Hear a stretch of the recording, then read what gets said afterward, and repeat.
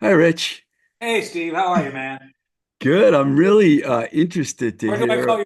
Oh. You can call me Steve, Rico, whatever you want. Okay. I'm really interested to hear about what it's like living in Italy because you're in Italy. Like, where are you in Italy, first of all? I'm north of Milan. I'm in a little village called Sirone, which I consistently pronounce incorrectly. And every time anyone in the area asks me where I live and I say Sirone, they look at me confused for a minute and then they say, "Oh, Sirone." So I'm not leaning on the O enough. So it's really like Sirone. But even that isn't quite right.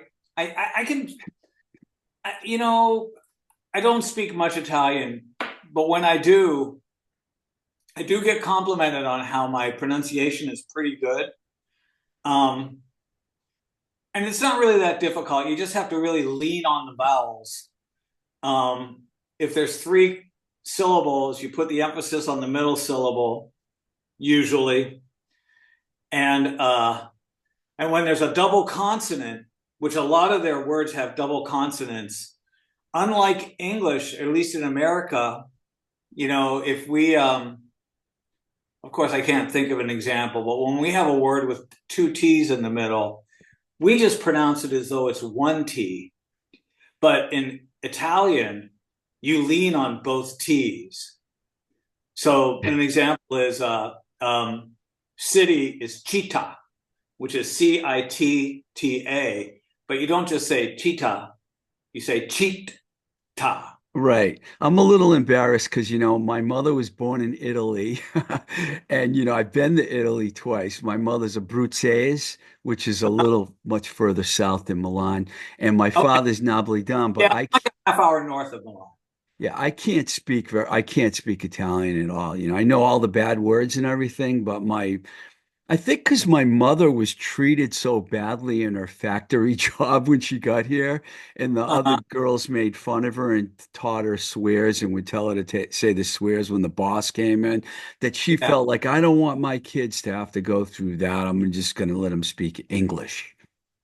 that's not that uncommon, I think, actually. Yeah. And again, we're in the new country, you want your children to become part of the culture that they're growing up in and not part of the culture that she may have come from. Right. But Right. yeah, So how long have you been but living yeah, there now? we came over at the end of the like almost the last day, basically September of 2023. And then I flew back to the States for about 6 weeks in November of 2023 to sell the house. We basically sold the house and almost 95% of our personal possessions, Wow. which is which is a lot of work to do in 6 weeks. Um, but it was also like I don't know, I find it kind of freeing. It's like it's just stuff. There's more stuff to get in the world, and I don't really get that emotionally attached to things. And I find that the older I get, um, the less material objects I want surrounding me, and then being attached to me, and then heaven forbid, I'm in really good health, but I'm at that age where a lot of my contemporaries are passing away. Yeah. Kind of an alarming. It kind of a. It's just a part of getting older that I didn't Yeah. really think about. Actually, I didn't really think that much about it. That actually, so many of your friends and acquaintances will start just leaving, and I don't. If that were to happen to me unexpectedly, I don't want to have this mountain of stuff that then that other people have to dispose of and weed through, you know. So yeah, basically sold everything, and then I came back um, like a week before Christmas, and then I have been here full time since. Was your house in Nashville or was it in New England? It was in Freeport, Maine. Maine, because you lived in Nashville for a while I lived too. in Nashville for 15 years, and then in 2020 we sold our house in Nashville and moved up to Freeport, Maine. Nashville was great for most of those 15 years, but it went from being a city that I loved to a city that I just liked. It changed, it grew, and places changed. I Yeah. saw the same happen in Boston between, I moved to Boston to go to college in the mid 70s.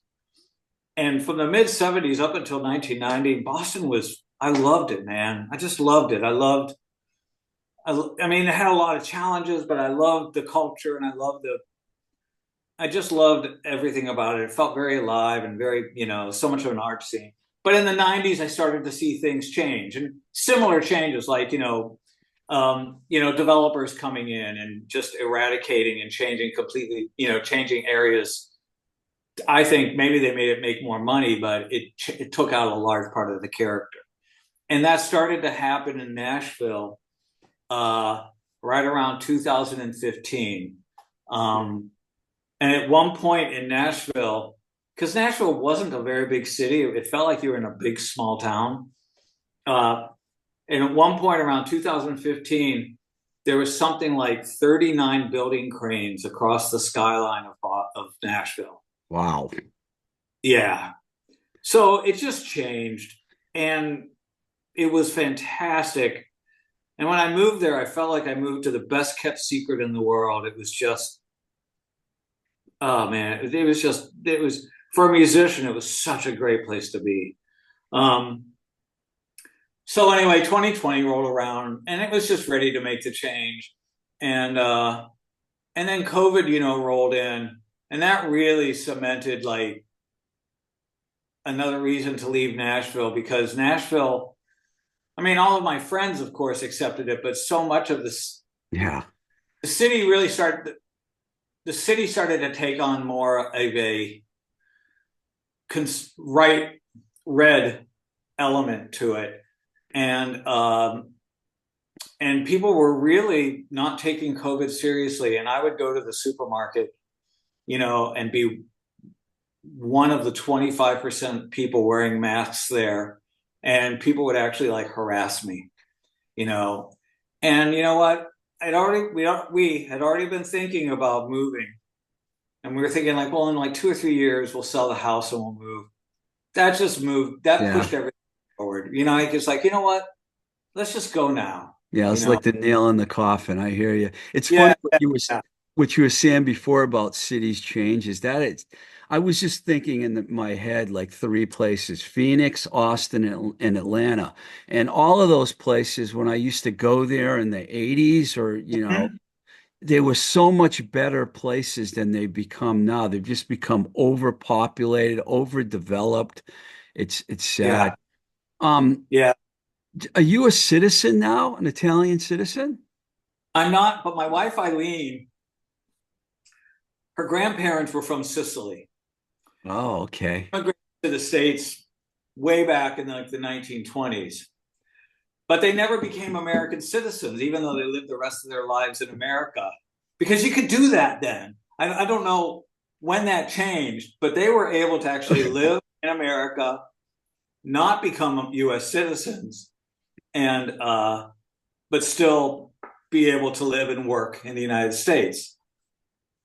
So because they never became American citizens, because if you become an American citizen, you have to renounce your Italian citizenship. You Hmm. can't have more, you can't move to the United States and then have more than one citizenship. Um, because they never became American citizens, that technically made my wife Eileen an Italian citizen in the eyes of the Italian bureaucracy. So she applied for getting her citizenship. And, the Italian bureaucracy is a convoluted monster, and there's tons of forms and paperwork that you had to navigate. And it took about 6 months, but she ended up getting it. So now she has dual citizenship, Italy and the United States. That's So now, fantastic. then I applied for what's called a permesso di soggiorno, and that's just permission to reside. And I, so here's, Italy's got a lot of funny things about it, bureaucracy wise.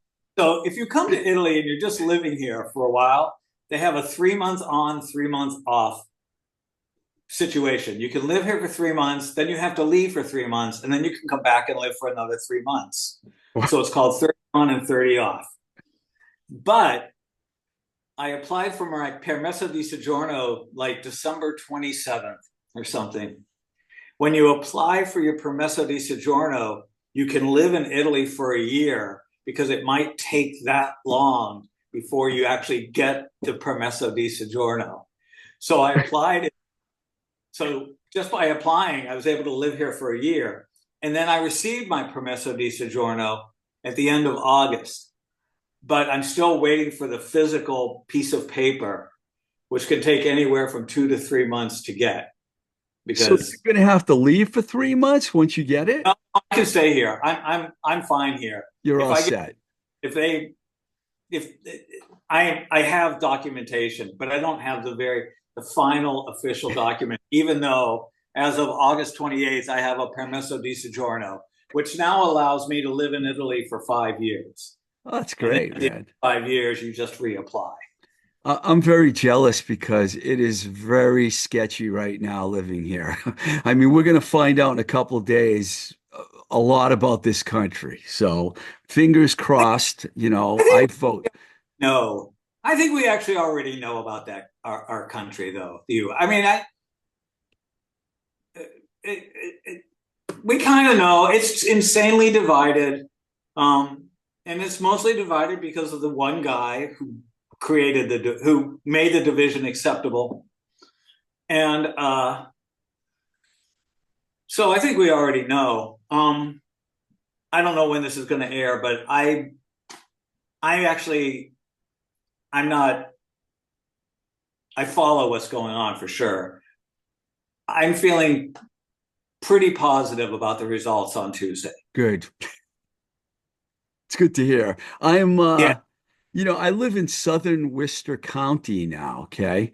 Which you might think, okay, you're in Massachusetts. I'm telling you, some of the small towns around here, it is just not right for Yeah. me to be here, but I'm stuck here right now. Yeah, So, no, I get it. I get it. Yeah. I think that is true of most states anyway. Even like, and again, Massachusetts is considered such a liberal state.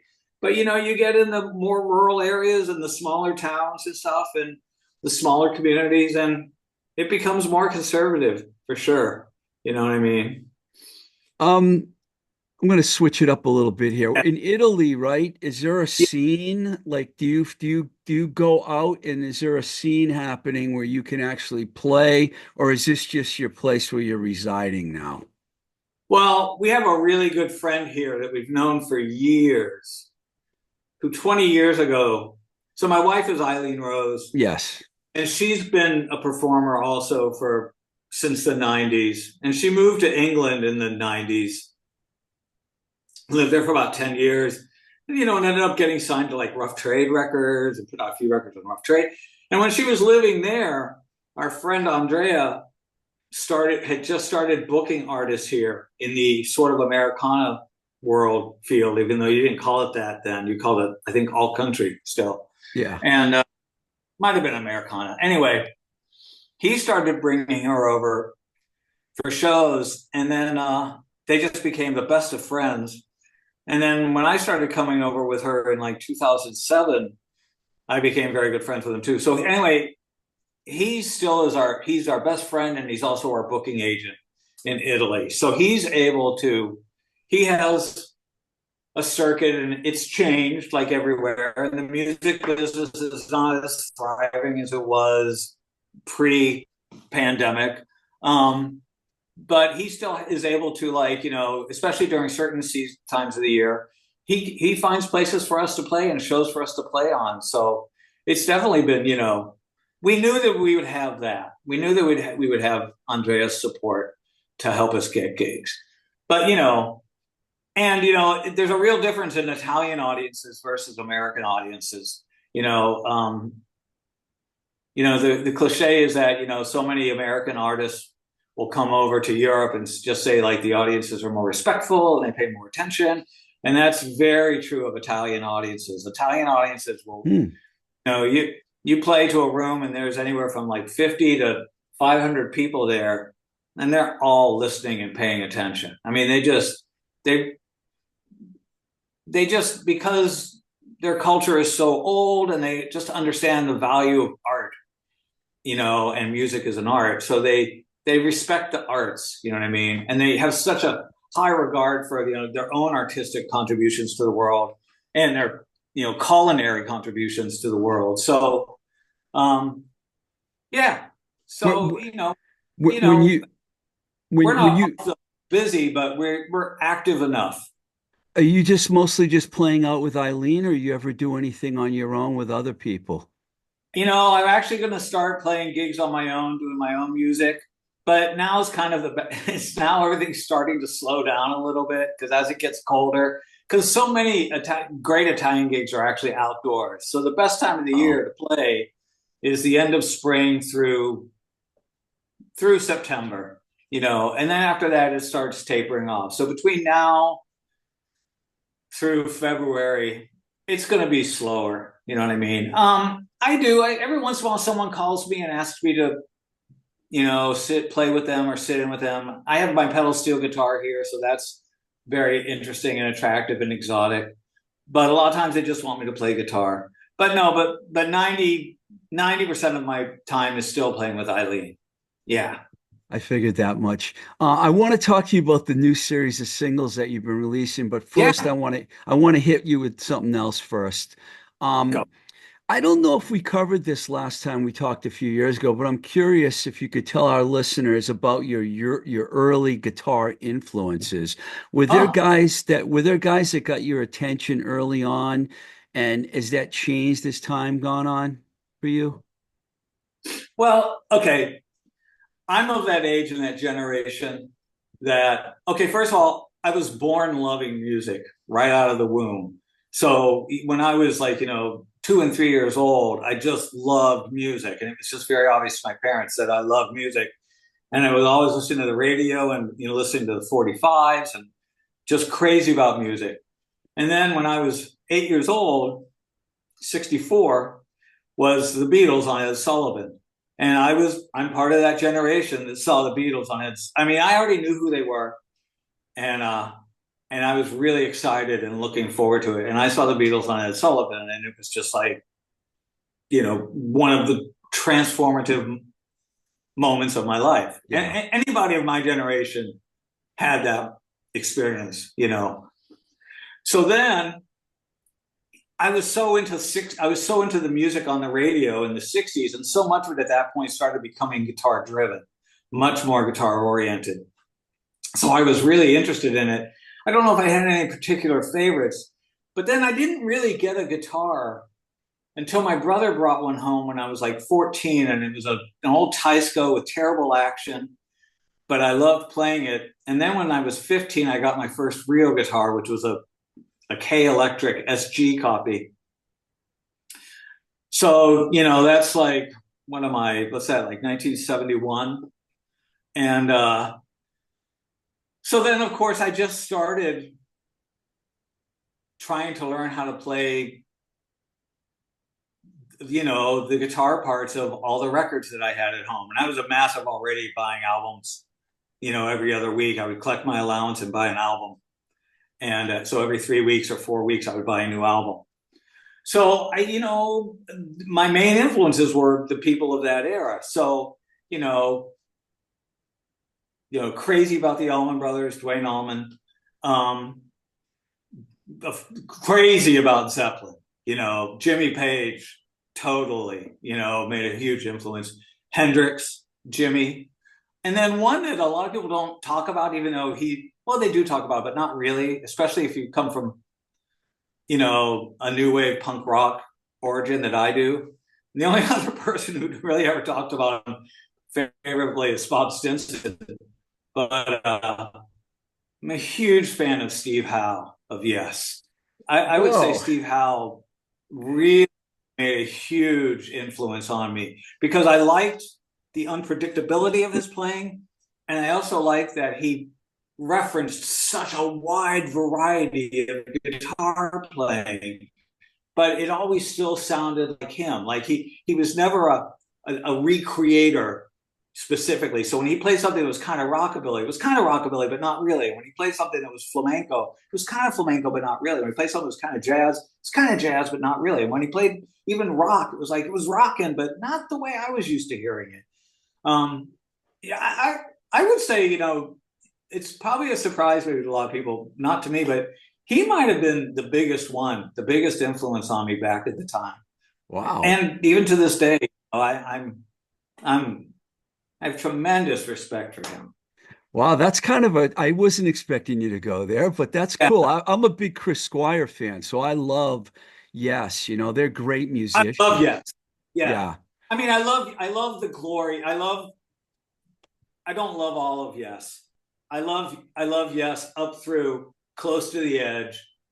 And then Early. Topographic Oceans, I don't think is the disaster that it gets painted to be, but it has it should have, yeah, it has its flaws. And then Relayer's pretty good.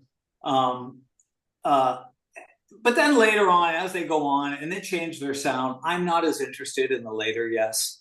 But that classic band, Squire, Howe, Wakeman, Bruford, Anderson, and Yeah. even the Yes album with Tony Kaye, and then the albums before Tony Kaye with uh, Tony Banks on guitar.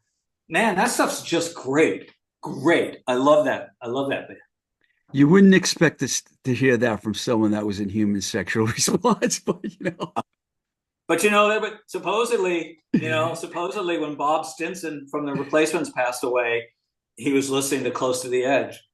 So, Well, I saw Yes in concert twice, but it was more like late 80s, early 90s. But I did one time at the Hanover Theater in Worcester, saw Rick Wakeman and John Anderson do a duet thing. It was incredible. I was like, how are they going to do this? And Anderson strummed this acoustic guitar, and Rick Wakeman just carried the whole thing because oh he's yeah, that. he's unbelievable. Yeah. He's ridiculous. I was lucky enough. I saw the Close to the Edge tour, so I saw the last tour of before Bruford left the band, and then I saw them on the next tour, the Topographic Oceans tour, with Alan White in the band, and that was still really great. But I missed Bruford, and even on the Topographic Oceans tour, they weren't doing all of Topographic Oceans, so half the set was Starship Trooper and Close to the Edge and Roundabout and South Side of Heaven, all the stuff you really wanted to hear. Wow, a real conversation about the band. Yes. Where are we going next? King Crimson, early I Genesis. I'm a Genesis fan of the whole the Peter Gabriel years. And I will say that in the in that early 1970s era, late 60s, early 1970s era, I really liked the big prog rock bands of the time. I thought what they were doing was really exciting and adventurous, and I was really into it. So I loved Crimson, I loved Yes, I loved Genesis. I was living in a small town in Illinois, so a lot of the more second, third, and fourth tier bands, their albums were hard to find. But the big ones, I could find them. And then post Human Sexual Response, actually Human Sexual Response, and then post, I went through a period of probably like 10 years where I didn't think that music was any good and that I had outgrown it and it seemed silly to me. Um, and this was leading into the 90s. And then I remember specifically when it changed. I was taking my car to the supermarket and I had Sirius FM on the radio and I was listening to deep tracks. And they said, oh, coming up next, we got the classic, sit down because this is a long one. It's 20 minutes, but we're going to play Supper's Ready by Genesis. And I thought, oh, wow, Supper's Ready. I haven't listened to that in a long time. And I thought, I'm just going to listen to it for a few minutes. I bet it's going to be kind of funny. And instead, I got 2 minutes into it and 3 minutes into it. And I thought, this is freaking awesome. how did I forget how great this is? And I ended up sitting in my car listening to the whole 23 minutes of Supper's Ready. And that was one of those like epiphany moments, like, I've been wrong. I need to go back and I need to go back and start to look into this stuff again. I can really relate to the turning off and turning off stuff because I find myself lately appreciating Fairport Convention and Mahavishnu Orchestra, and I love my, I thought I'd never get into that stuff, and now I have like about five Fairport albums and all the yeah, early John McLaughlin stuff, you know? Incredible. Um, incredible. Well, it's good that you have that willingness to, it's really important to challenge your preconceived ideas of what you thought you liked and what was good and what wasn't good. And that stuff that you may have been dismissive about, going back and like realizing that usually, very often, in fact, there's really quality stuff in there that just, for various reasons at different points in our life, it just doesn't necessarily connect with us. But yeah, I knew that I was always in a different place in the late, I graduated in the late 70s and all my friends were into Kiss, but I was in the Queen. And this is before people even appreciated those first three Queen records. It wasn't until Night at right. the Opera that oh, this is great. But I was listening to like the early Sheer Heart Attack's still one of my favorite records, you know? So it's funny how, you go off the path, you can find there's so much good music out there. You know what I want to ask you? When you moved to Boston, were there Yeah. any guitar players there that kind of caught your attention? I'll tell you, who blew me away when I moved to Boston, really knocked me out, was I was going to Berkeley. I went to Berkeley for 3 years and I majored in composition. And I know Berkeley's got a lot of negative to it, but I actually enjoyed my 3 years there. Although I decided to take a break. Um, this is just a little side tangent. I decided to take a break because my third year, there used to be a bulletin board in the main Berkeley building, and it had a list of all the famous alumni who went there and the years or the semesters they went there. And it was very obvious to me that, man, something like 85% or 90% of these really famous, great musicians that went there, none of them went a full 4 years. They either were there for like one semester, a year, 2 years, 3 years. And that told me, oh, okay, so you get the info, but then you got to get out and you got to get in. You got to get out there playing the music. So I decided to take a year off. And it was that summer, I think like July, that I found the poster for 4 singers looking for a band. And I answered the ad, and that became Human Sexual Response. So it changed my life, actually. I know what you mean But about Berkeley having that bad reputation because a lot of people say that, but there's a lot of people that if they didn't come to Boston, many bands would have never formed, So you got to yeah, give Berkeley credit too. yeah, and I learned a lot. I mean, I learned how music works. I learned how Western music, basically, that we listen to, I learned the nuts and bolts and the functionality of how it works, and that was a valuable education, and it's not like you have to adhere to like you use these rules all the time. In fact, I made a career of not using the rules all the time, but I do understand that like, oh, well, if I combine these notes, it makes this chord. And then if I move it to this, it will be this sort of a emotional feeling in somebody. I definitely know that. So Berkeley was, and that was because I was a composition major. So Berkeley was great for me in that. Um, but when I was going to Berkeley, I used to go see Orchestra Luna a lot, Rick Berlin's band, Hmm. the original Orchestra Luna. And man, they were great live. There was nobody like them. Um, uh, I thought they were really special and unique, and they always put on an incredible show. But their guitar player was this guy, Randy Rhodes.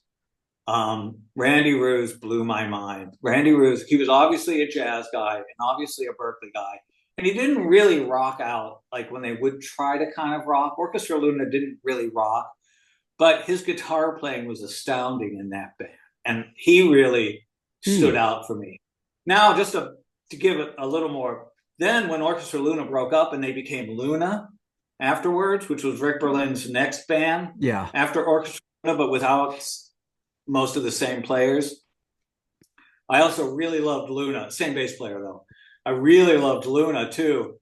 And Luna's guitar player was this guy, Stephen Paul Perry, Steve Perry. And he passed away in the 80s, unfortunately. And he rocked. He was also a great guitar player. So Rick Berlin really, he had Randy Ruse in Orchestra Luna, and he had Steve Perry and Luna, and man, those two guys were mind-blowingly good, and different ends of the spectrum. Yeah.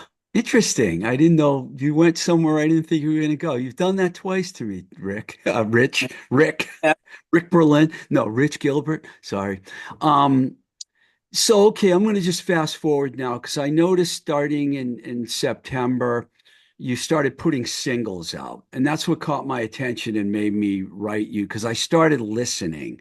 There was 400 miles. I might have the order wrong here. It was Yeah, 400. 400 miles. Oh, yeah. Yeah, and Telstar, it's going to end in tears Yep. forever and as ever. I'm going to ask you to explain that in a minute. But the one that got me was One Ton Tomato. I'm listening Oh, yeah. to it, and I'm like, is Rich doing Italian spaghetti Western soundtracks?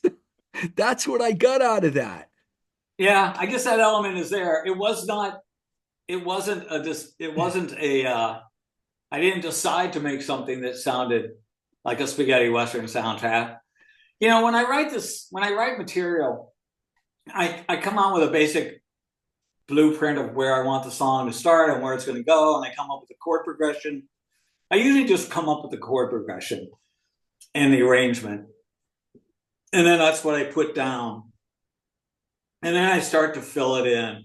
I'll sometimes have a little melody in mind, or like, well, in the bridge here, I want to have this sort of a sound. But a lot of times those elements aren't clearly defined. But I always try to have like a melodic quality, and that it almost like that the music for the most part, like it starts here and it takes you somewhere. It Mm, has a path or a journey to it.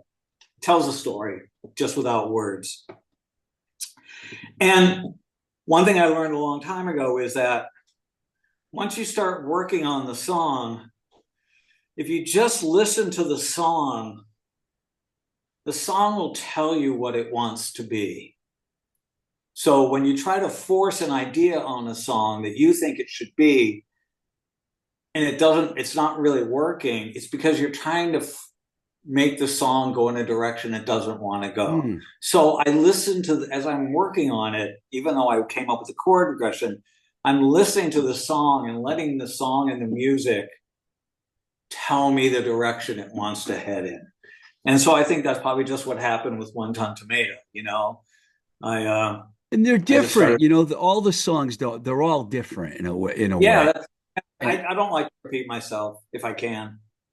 do you Yeah, ever think about having words added to your music, or is that just not where your head's at?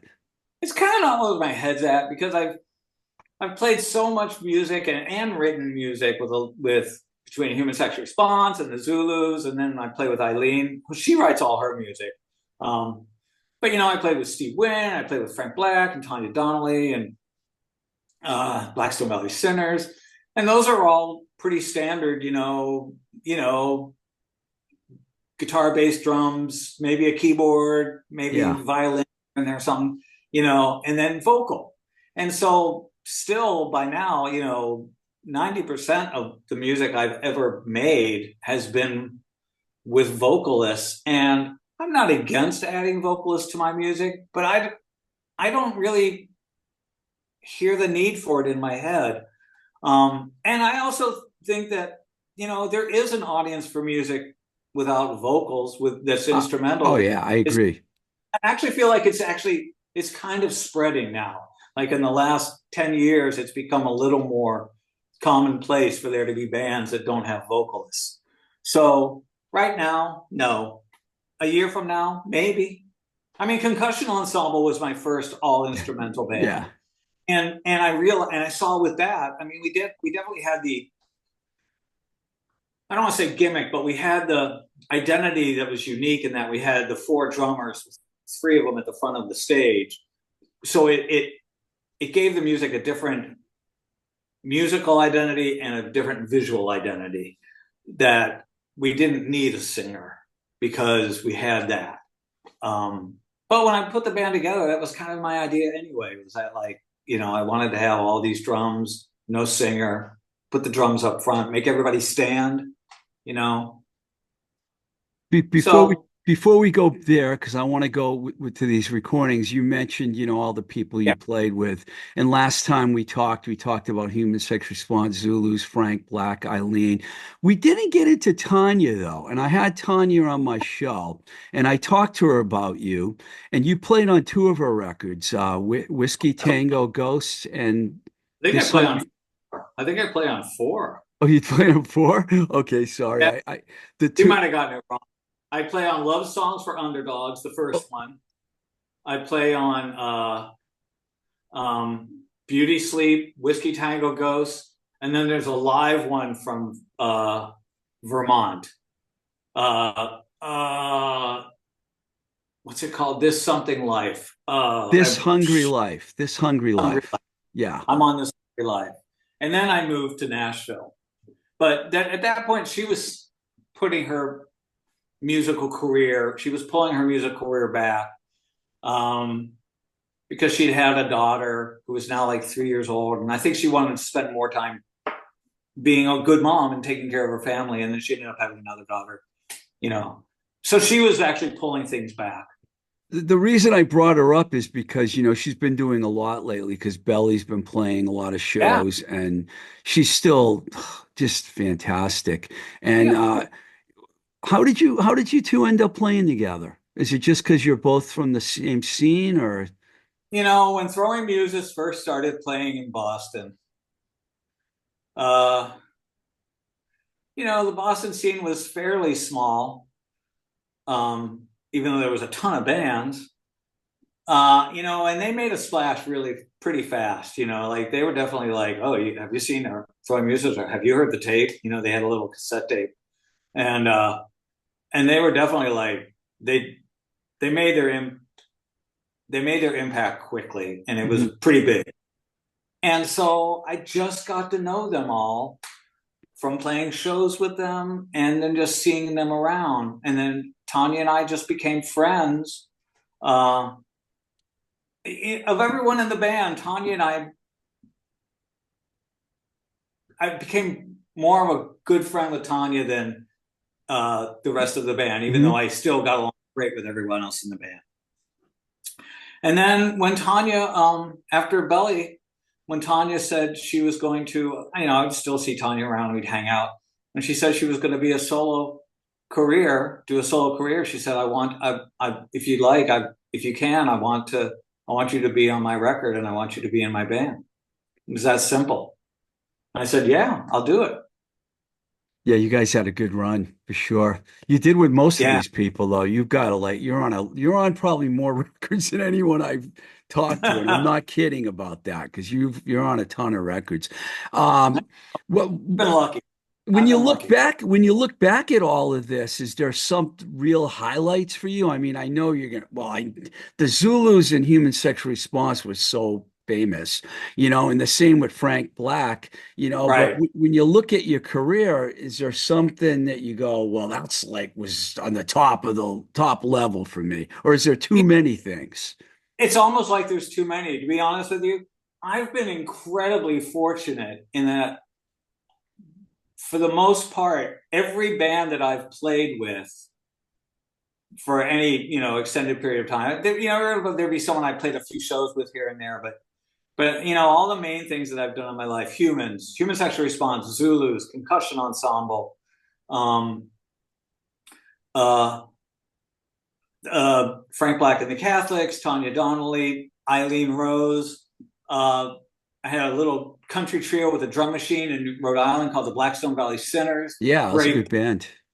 great band. Yeah. All of them, I feel like were like I felt like we were making really good music, and we all had a chemistry. That's the secret. That's the secret above all, is you have to have this chemistry as a group of individuals that creates something that's beyond what the individuals are themselves. And I feel like with the Humans, the Zulus, Concussion, Steev Wynn, Tanya, Frank Black and the Catholics, Eileen Rose, Blackstone Valley Sinners. Those are all the main ones. We all had that. Every one of those situations, I felt like there was a chemistry that made it exciting and easier to play with, and that I knew that the results, the music that we created, was enhanced because of it. And I've been lucky, because that's the hardest thing to achieve, is that right chemistry with all the players.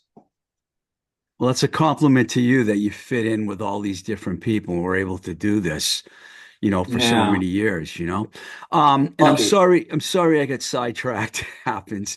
Um, so too. you'd mentioned to me that your plan was to keep putting singles out, and then eventually, is this all going to become an album? Eventually, but I've just been spending more and more time just noticing, okay, we're all online all the time now. I mean, we're all like looking at our phones, looking at our computers, streaming movies or streaming TV shows, which is still a form of online entertainment. And that is how life is Yeah. for the majority of the world in 2024. I don't think it's necessarily a bad thing. It's just the way it is. I think if you're 20 years old, you just like, that's just how life is. And when you're older, you're like, well, it's not like it used to be, but that's just part of getting older. You see things change. So I just started thinking, instead of bundling all the songs up and releasing them as an album, which is a lot to ask now for someone to actually listen to an album, I'm just going to start releasing one song at a time, and I'm going to put a video together to accompany the song in most cases, and just see how it goes. And it kind of went great right from the bat. I got really good reaction.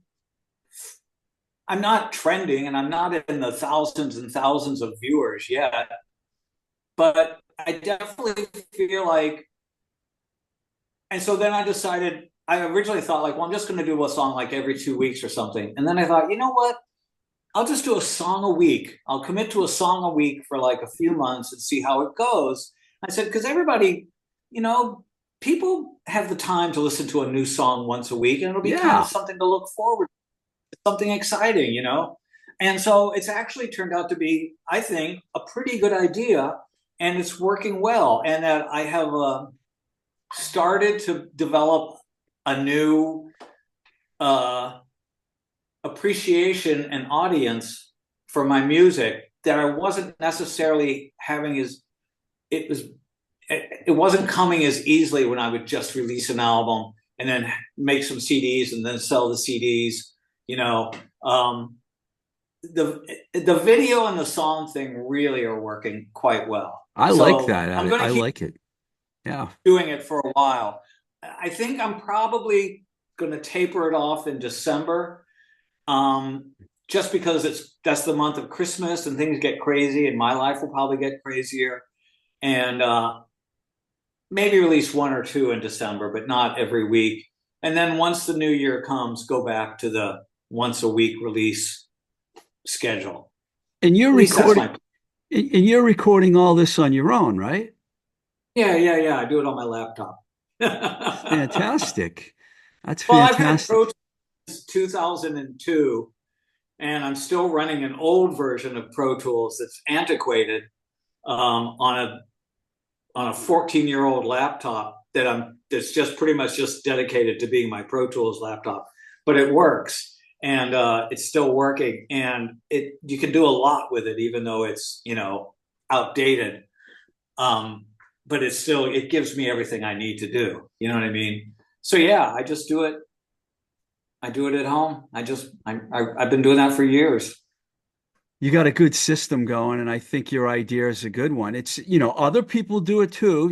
There's other people that just release Exactly. singles. I'm not saying that. And again, it was seeing other people do something like this, and it really just came from like the thought that, like, you know what I've got to do? I've got to start putting myself more online and being more active outside of like Facebook, for instance, and because that's just how people absorb and learn. I mean, that's how I learn about new artists or new movies or something. It's like I learn about it online. So it's just like, why am I not doing the same for myself? So that's how it started. I don't take credit for the idea at all, but it was me seeing other people do it made me think like, well, yeah, I'm going to do that too. And I'm liking it a lot, actually. Yeah, I find I spend a lot of my time on either, Bandcamp and YouTube. I think Yeah, if you're on Bandcamp and you're on YouTube, you're hitting a lot of people. Of course, you got Spotify and Apple and everything, but those right there, you're yeah, covered. You're covered, yeah, yeah. And I'm on both. I do Bandcamp and I do YouTube. But most of this has been because of the video nature. I've been concentrating a lot on YouTube, and it's been good. It's been good. It's exciting. So every Saturday morning at 9 o'clock, uh, European time, a new video gets released. You know, By the legendary Rich Gilbert. the legendary Rich Gilbert. Yeah. Uh, wow, we So I've already covered. got three more all done, all scheduled, ready to go. I imagine you probably have a lot of songs written that you can record. Well, that's the other thing was I realized that I had 3 albums worth of material, more or less, that I kept meaning to put out, but kept finding a reason to not. And and then I just thought, wait a minute, I'm just sitting on all this material. I'm just going to start releasing it on a regular basis, and like again, in small enough doses that people can, absorb it. Eventually, yes, what I'll probably do is I'll take like all those songs that are pedal steel oriented and I'll release them, I'll compile them as an album and then put that album up as one full thing on all the streaming sites, you know what I mean? And maybe press some vinyl or some CDs for people that want physical copies. But right now, I'm just doing basically the equivalent of, shipping out a new single every week to radio. I think it's a You know, great plan. I'm really enjoying the songs. And I didn't mean to just specifically focus on the Italian spaghetti Western so track. I really like just that one. yeah. But What I'm gonna say also, when I recorded that song, when I was done, I actually thought to myself, this might be one of my favorite things that I've ever done. And I even said that when I put it on Facebook. I was like, this might be one of my favorite things that I've ever done. Every once in a while, something like that just happens. It's like the end result is beyond and not what you expected, but you're just like, wow, this is great. So I'm into that one. That is one of my and favorites. if you're out there listening or watching, you're going to hear the song at the end right after this interview because I'm playing that one because I like it. Uh, One last thing. Do you listen to a lot of other music? I mean, are you paying attention to what's going on out there? you know what? I don't pay attention. I'm not paying attention to what's going out there contemporary on a contemporary level, because I don't even know where to listen. You know what I mean? Like in the 70s and the 80s and the 90s. First of all, you had more. You're hanging out with other people, so you have a community. And then there was tons of music magazines, so I would read all the music magazines and read the reviews and learn about artists and bands from all over the world that I might not know about otherwise. But now it's like it's hard to find radio stations that are as appealing to me. And commercial radio, I'm just not interested in it because it's, for the most part, for every one song that I enjoy, 30 I don't really like very much. It's too product oriented now. It's just, Yeah. it all sounds like product. And I'm not the only boomer that says this, but it really does just sound like product to me. And I think it is. Um, so I don't really know what's going on out there. I will discover stuff sometimes through like a weird thing, like there's a radio station here in Milan called Radio Popolare, which is a good station.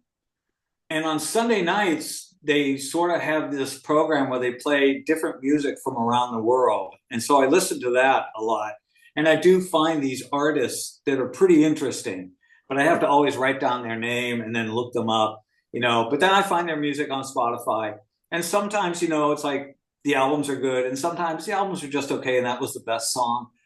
But I don't really know what's going on out there. I'm kind of the out of touch aging musician who doesn't really know what's going on out there. But the other side of that is I'm not influenced by what's going on out there, so I don't feel any pressure to make music that might be relatable to contemporary times. I just make music that I enjoy, and I just have the attitude that if I enjoy it, it's a big world. There's got to be at least a few hundred people out there that also will enjoy it. I can't be the only one. I try to make music that I can listen to and enjoy. So I want to be able to listen to my records. I won't enjoy them the same way that I listen to a record by somebody else, of course, because I know too much. But I still want to be able to listen to it and say, like, well, that's pretty good. I like that. Oh, that's good. Oh, I love when it goes to the chorus here. Stuff like that. Well, I enjoy what you're doing, so I'm one of those 100 people for sure. And thanks a lot, man, for coming back on the show and telling us about what you're up to in Italy and everything. I find your life Yeah, very fascinating, so keep doing it, I'm man. actually fascinated by my life as well. It's kind of crazy, You know, we had the opportunity to come to Italy, and we just thought if we don't do it now, 5 years will go by and we'll wish that we had done it. So, we were lucky enough that we had the opportunity and the situation where we could actually do it. So, I'm happy for you yeah. guys. Thanks a Yeah. lot, Rich.